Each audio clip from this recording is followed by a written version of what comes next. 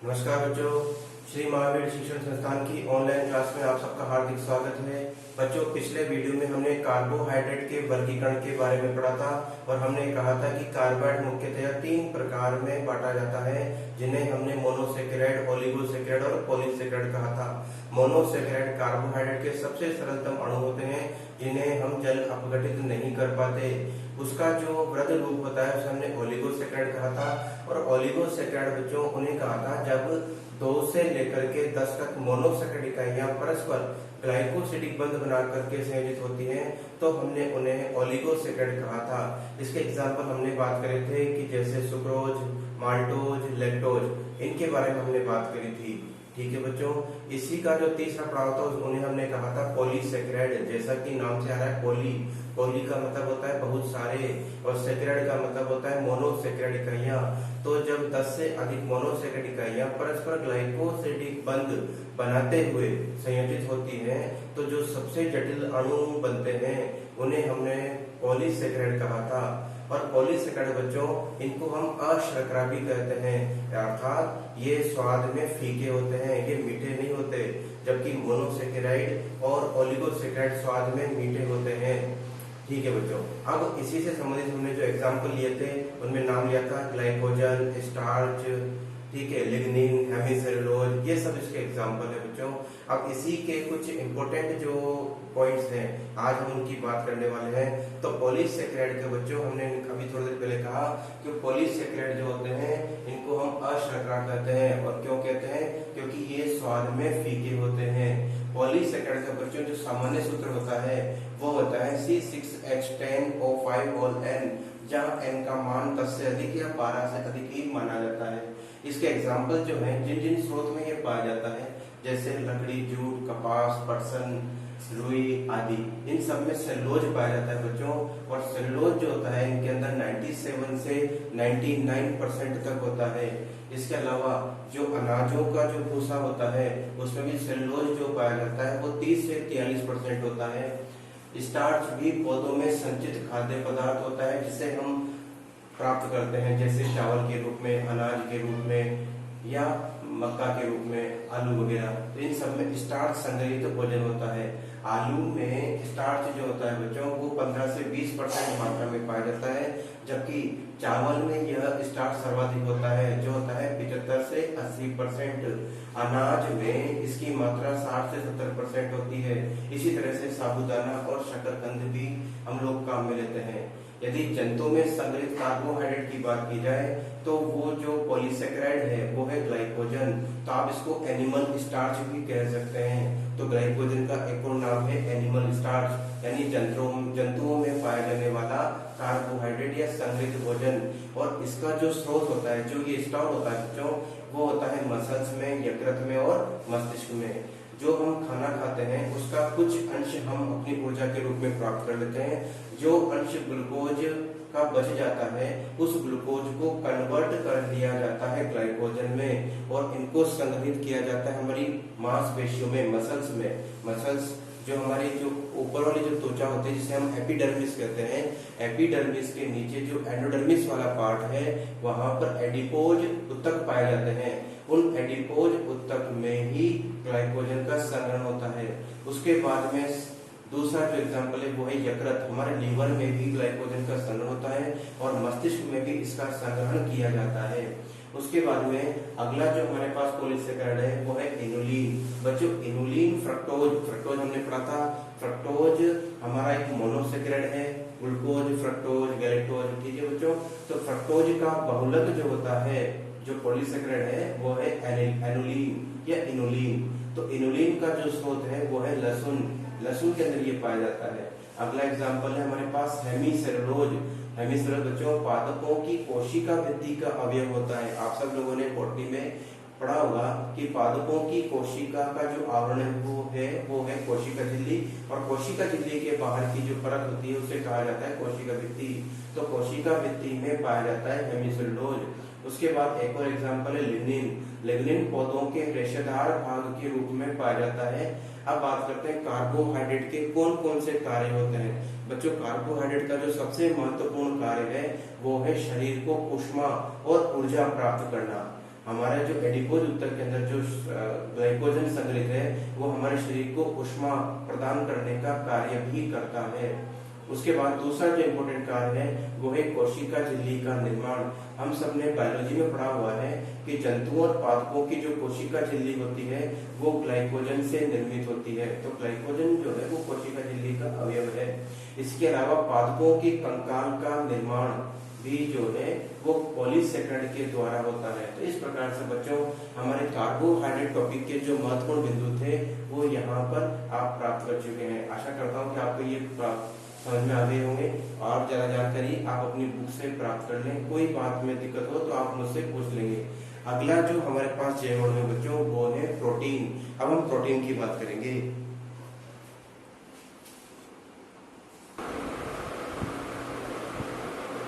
बच्चों हमारे पास जो अगला टॉपिक है वो है प्रोटीन।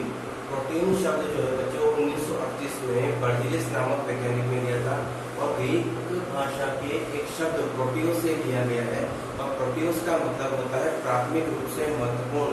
इसका मतलब ये है कि हमारे शरीर की जो टूट फूट है, मरम्मत है या वृद्धि है, तो शरीर के वृद्धि, विकास या टूट फूट या रोग प्रतिरोधक क्षमता के लिए जिन कार्बनिक पदार्थों की आवश्यकता होती है उन कार्बनिक पदार्थों को प्रोटीन कहा गया है। प्रोटीन बच्चों हमारे हीमोग्लोबिन में पाया जाता है, रक्त में पाया जाता है, बाल है, नाखून है, कोशिका झिल्ली है, उन सब जगह पर हमें प्रोटीन मिलता है। प्रोटीन के स्रोत क्या क्या होते हैं? जितनी भी दालें होती है वो सब प्रोटीन के बहुत अच्छे स्रोत हैं। जितनी भी दालें होती हैं वो सब प्रोटीन की बहुत अच्छी स्रोत होती हैं। ठीक है, तो आप ये ध्यान रखेंगे प्रोटीन का जो सर्वाधिक मात्रा वाला जो अवयव है वो लगभग 42%।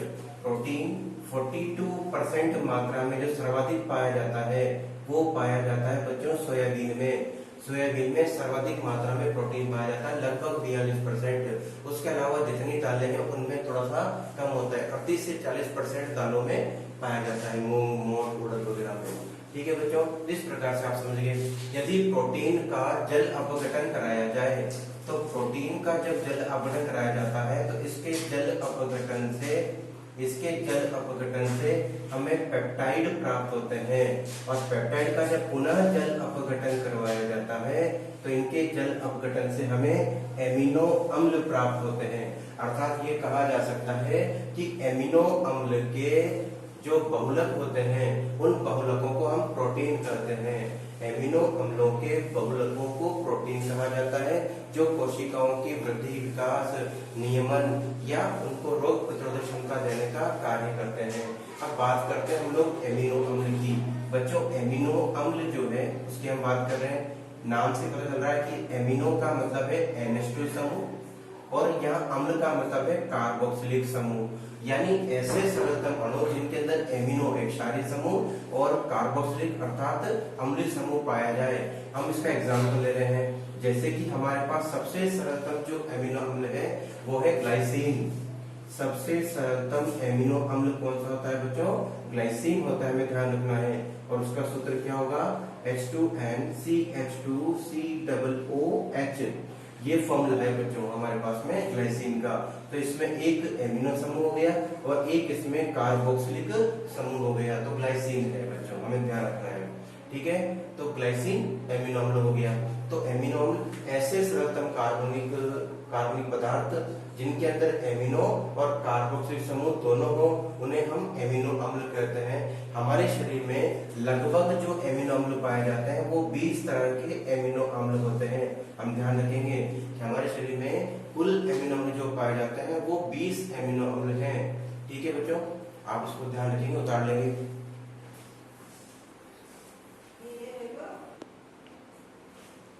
अब हम बात करते हैं प्रोटीन के वर्गीकरण के बारे में कि प्रोटीन जो है वो कितने प्रकार के हो सकते हैं। तो प्रोटीन बच्चों संगठन के आधार पर दो प्रकार से बांटा गया है। एक होते हैं रेशेदार प्रोटीन और दूसरे होते हैं हमारे पास दानेदार प्रोटीन। यदि हम इन कड़ियों को एमिनो अम्ल मान लें तो एमिनो अम्ल जब परस्पर मिलकर के एक लंबी चेन नुमा संरचना बना लें जिनका पहला और आखिरी सिरा खुला हुआ हो, तब ऐसी प्रोटीन को रेशेदार प्रोटीन कहा जाता है। एग्जाम्पल है जैसे कोलेजन, मायोसिन और केराटिन। बच्चों केराटिन बाल और नाखून में पाया जाता है, मायोसिन मसल्स में, यानी मांसपेशियों में पाया जाता है। और कोलेजन जो है हृदय की जो मांसपेशियां होती है उनको कंट्रोल करता है। दूसरा जो हमारे पास प्रोटीन है वो है दानेदार प्रोटीन। दानेदार प्रोटीन कब कहेंगे, जब एमिनो इकाइयां परस्पर एक दूसरे के साथ जुड़कर, जिसे हम पेप्टाइड बंध कहते हैं, जुड़कर एक वलयनुमा संरचना, एक गेंदनुमा संरचना बना लेते हैं। दिखा होगा आपको कि पहले और आखिरी सिरे एमिनो अम्ल के जब संयोजित हो जाते हैं पेप्टाइड बंध के द्वारा, तब जो संरचना बनती है, तो ऐसी प्रोटीन को कहा जाता है दानेदार प्रोटीन। एग्जाम्पल है इसके हीमोग्लोबिन, एल्बुमिन और इंसुलिन। दूसरा आता है जल अपघटन के आधार पर। तो जल अपघटित जब इनको किया जाए तो इसके क्या क्या उत्पाद हमें प्राप्त हो, तो इस आधार पर प्रोटीन को हम दो वर्गों में डिवाइड करते हैं। एक होते हैं सरल प्रोटीन और दूसरे होते हैं संयुग्मित प्रोटीन। सरल प्रोटीन किसे कहते हैं, ऐसी प्रोटीन जिनका जब जल अपघटन किया जाएगा तो जल अपघटन से केवल अल्फा एमिनो अम्ल प्राप्त हो, तब तो उन्हें हम सरल प्रोटीन कहते हैं। इसके एग्जाम्पल है एल्बुमिन और ग्लोबुलिन। ठीक है बच्चों। उसके बाद आता है संयुग्मित प्रोटीन। जब प्रोटीन का जल अपघटन किया जाए तो हमें प्रोटीन के साथ में कोई अप्रोटीन भाग प्राप्त हो, तब ऐसी प्रोटीन को हम संयुग्मित प्रोटीन कहते हैं। ध्यान रखेंगे हम लोग कि जब प्रोटीन का जल अपघटन हो तो प्रोटीन के साथ में कोई अप्रोटीन भाग हमें प्राप्त होता है। अप्रोटीन भाग कोई एंजाइम भी हो सकता है, कोई कार्बोहाइड्रेट भी हो सकता है, कोई और दूसरा पदार्थ भी हो सकता है, तब ऐसी प्रोटीन को हम संयुग्मित प्रोटीन कहते हैं। इस आधार पर भी इनको तीन वर्गों में डिवाइड किया गया है। एक है न्यूक्लियोप्रोटीन, दूसरा होता है ग्लाइकोप्रोटीन और तीसरा है हमारे पास में क्रोमोप्रोटीन। न्यूक्लियोप्रोटीन नाम से पता चल रहा है कि प्रोटीन के साथ में कोई न्यूक्लियस यानी नाभिक का कोई भाग हमें प्राप्त हो, जैसे इसका एग्जाम्पल न्यूक्लिन। बच्चों हमारे डीएनए और आरएनए में जो प्रोटीन पाया जाता है वो है न्यूक्लिन प्रोटीन। ठीक है बच्चों, उसका नाम हिस्टोन भी होता है। तो हिस्टोन नामक प्रोटीन पाई जाती है डीएनए और आरएनए में, उसको न्यूक्लिन कहते हैं। इसी प्रकार से ग्लाइकोप्रोटीन, प्रोटीन के साथ में ग्लाइको मतलब कार्बोहाइड्रेट प्राप्त होता है, तब उसको हम ग्लाइकोप्रोटीन कहते हैं। एग्जाम्पल है माइसिन। माइसिन बच्चों मांसपेशियों में, मसल्स में पाया जाता है। और तीसरा है क्रोमोप्रोटीन। क्रोमो का मतलब होता है कलर, रंग, यानी जब प्रोटीन का जल अपघटन हो तो प्रोटीन के साथ में कोई रंग वाला कोई पदार्थ हमको मिलता हो, तब उसे हम क्रोमोप्रोटीन कहते हैं। इसके एग्जाम्पल हीमोग्लोबिन और क्लोरोफिल। तो बच्चों आपको ये समझ में आ गया होगा। अगली क्लास में हम इसको फिर कंटिन्यू करेंगे इसके बाद में कि अल्फा एमिनो अम्ल क्या होता है और उससे हम कैसे प्रोटीन प्राप्त करते हैं।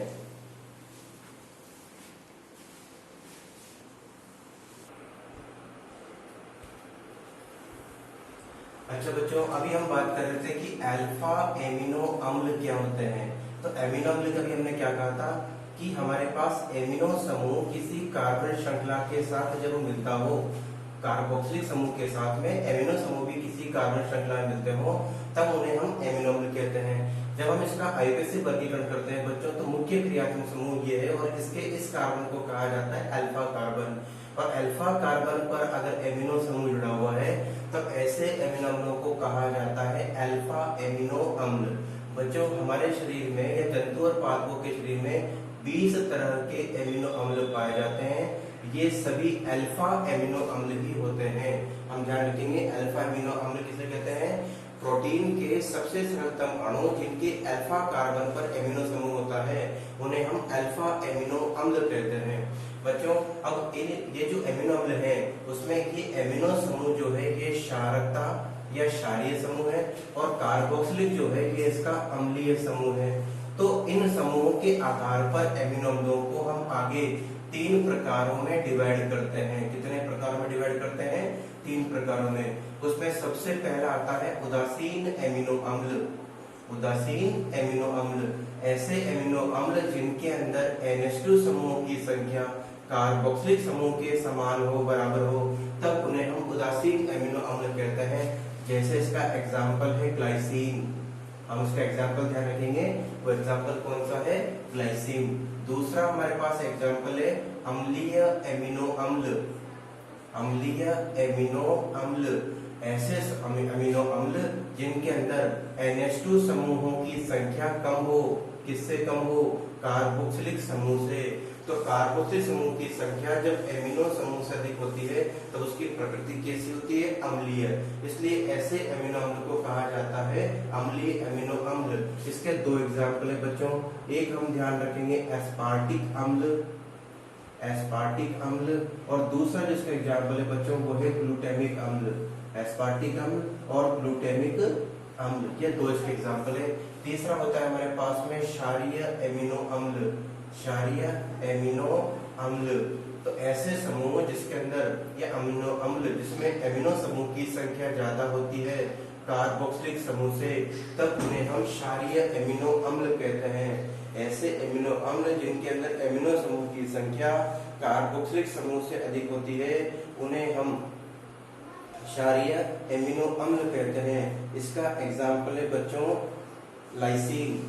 इसका एग्जाम्पल हम क्या ध्यान रखेंगे, लाइसीन। इसमें एमिनो समूह बच्चों 2 होते हैं और कार्बोक्सिल समूह इसमें 1 होते हैं, इसलिए इसको हम क्षारीय एमिनो अम्ल कहते हैं। अभी हमने कहा था हमारे पास शरीर में कुल कितने एमिनो अम्ल पाए जाते हैं, 20 एमिनो अम्ल पाए जाते हैं। इन 20 एमिनो अम्ल में से बच्चों हम इनकी संश्लेषण के आधार पर हम इनको फिर आगे 2 कैटेगरी में डिवाइड करते हैं।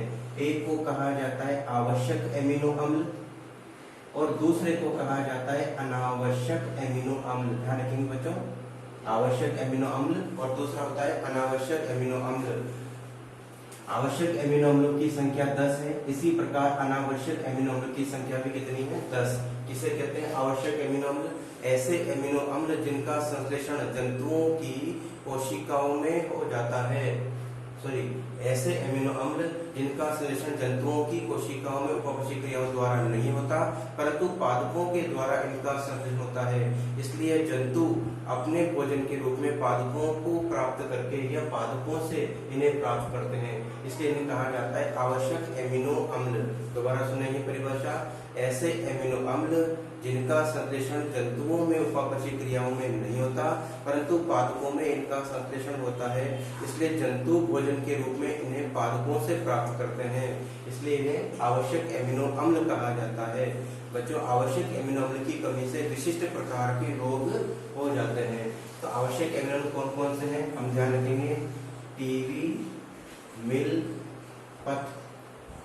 इस प्रकार से हम ध्यान रखेंगे। हमारे पास ये 10 एमिनो अम्ल हैं, 1 2 3 4 5 6 7 8 9 और 10।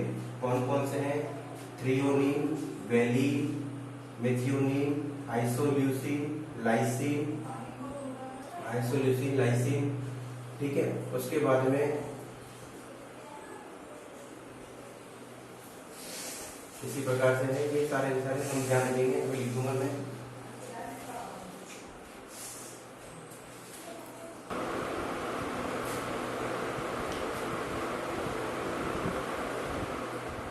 जैसा कि बच्चों अभी हम बात कर रहे थे कि हमारे पास 2 तरह के एमिनो अम्ल होते हैं, एक को हम कहते हैं आवश्यक एमिनो अम्ल और दूसरे को हम कहते हैं अनावश्यक एमिनो अम्ल। हमने कहा आवश्यक एमिनो अम्ल वो है जिनका संश्लेषण जंतुओं की उपापचयी क्रियाओं द्वारा नहीं होता, पादपों में इनका संश्लेषण होता है और पादपों से ही जंतु भोजन के रूप में इन्हें प्राप्त करते हैं। ये कुल 10 प्रकार के होते हैं और इन एमिनो अम्ल की कमी से विशेष प्रकार के रोग उत्पन्न होते हैं। कौन कौन से आवश्यक एमिनो अम्ल हैं, इनको हमने इस ट्रिक से याद किया है, टीबी, मिल, पथ, पूरे 10 एमिनो अम्ल हैं। टी का मतलब है थ्रियोनिन, बी का मतलब है वेलिन, एम का मतलब है मेथियोनिन, आई का मतलब है आइसोल्यूसिन, एल का मतलब है लाइसिन और दूसरे एल का मतलब है ल्यूसिन, पी का मतलब है फेनिल एलेनिन, ए का मतलब है आर्जिनिन, टी का मतलब है ट्रिप्टोफैन और एच का मतलब है हिस्टिडीन। इस प्रकार से 10 एमिनो अम्ल हम यहाँ याद रखेंगे। बाकी के जो 10 बचते हैं वो है अनावश्यक एमिनो अम्ल, ऐसे एमिनो अम्ल जिनका संश्लेषण जंतुओं में उपापचयी क्रियाओं द्वारा होता है, इनकी कभी भी जंतुओं में कमी नहीं होती, इस कारण इनके द्वारा कोई विशेष प्रकार का रोग उत्पन्न नहीं होता। ऐसे एमिनो अम्ल जिनका संश्लेषण जंतुओं की उपापचयी क्रियाओं द्वारा निरंतर होता रहता है अनावश्यक एमिनो अम्ल कहलाते हैं। ये भी बच्चों 10 प्रकार के होते हैं। कौन कौन से हैं, ग्लाइसिन, एलेनिन, ग्लूटामिक अम्ल, एस्पार्टिक अम्ल, glutamine, asparagine, serine, cysteine, tyrosine और प्रोलिन। तो बच्चों आज की क्लास में हमने एमिनो अम्ल के बारे में पढ़ा, प्रोटीन के बारे में पढ़ा, उनके वर्गीकरण को लेते हुए हमने बात करी। अगली क्लास में हम पेप्टाइड बंध और प्रोटीन के कार्यों के बारे में बात करेंगे। तब तक के लिए गुड डे।